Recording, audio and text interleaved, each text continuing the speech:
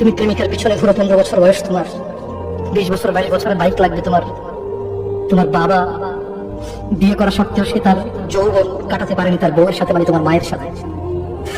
তোমার জামা কাপড়ের ব্যবস্থার জন্য তুমি বুঝো যুবক, তোমার বাবার বয়স এখন 40, সে তোমার মার কাছে আসলে আর অনুভূতি নেই, তার শক্তি কমে গেছে।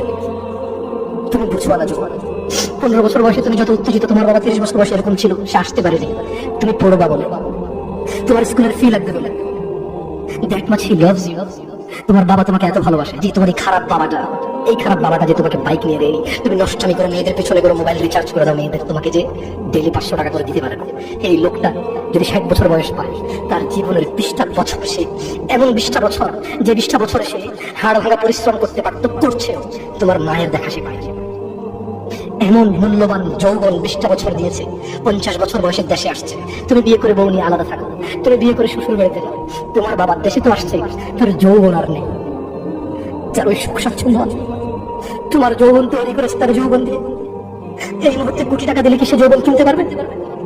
তোমাকে তোমার বাবা এত ভালোবাসে, আর আল্লাহ বলছে তোমার এই বাবা, যে বাবা ঘুষ খেয়ে তোমাকে মানুষ করার চেষ্টা করে, বিদেশে পড়ালেখা করানো, যে বাবা এই এলাকার চেয়ারম্যান হতেই হবে, না হলে নয়, এতগুলো মানুষের দায়িত্ব নিচ্ছে, অথচ সে নিজেও যেন দায়িত্ব পালনে সে ব্যর্থ হবে, শুধু তোমাকে আরো 5 কিনে দেওয়ার জন্য, শুধু তোমাকে বিদেশে পড়ানোর জন্য। এত মূল্যবান, এত আদরের বাবা। আল্লাহ বলছেন যে ইউবাসসারুনাহুম ইয়াওয়াদ্দুল মুজরিম, ও মুহাম্মদ সাল্লাল্লাহু আলাইহি ওয়াসাল্লাম, আপনি সেদিন দেখবেন অপরাধী, এই মানুষটা যে এত বোকা, ছেলের জন্য এত কিছু করেছে হারাম ভাবে, হালালের ধার ধারে নাই, হারামের ধার ধারে নাই। জি, আপনি আপনার ছেলেকে ভালোবাসছেন, শুধুমাত্র অপরাধী হয়ে মৃত্যুবরণ করার কারণে আপনি আল্লাহকে বলেন, ইয়া আল্লাহ, আব্দুল্লাহর নাম জাহান্নামে ফেলো, আমাকে ছাড়ো। এই ভালোবাসা ছেলেকে বাঁচবে? এই ভালোবাসা বাঁচবে?